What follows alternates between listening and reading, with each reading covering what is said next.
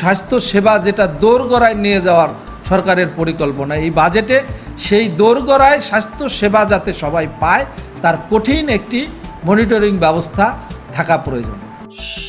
আয়ের সঙ্গে ব্যয়ের সঙ্গতি সাধারণ মানুষের না থাকায় অনেক সময় তারা ঝিমিয়ে যায়, তারা অনেক কাজে এইটা সরকারের অন্তত এটা সুদৃষ্টি রাখা উচিত।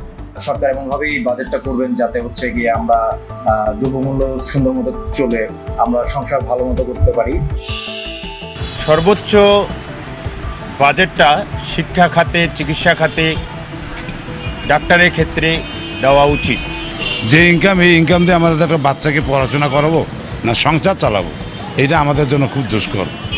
তাই আমি মনে করবো যে আমরা আমাদের গরিবদের দিকে দেখে যদি একটা বাজেট করা হইতো, বাজারের নিয়ন্ত্রণ করে, তাহলে আমাদের জন্য এটা ভালো হইতো। এই বাজেটে যেন আমাদের কৃষিদের জন্য একটু বাজেট ভালো থাকে, সেই সহায়তা করার জন্য সরকার প্রতি আহ্বান জানাই।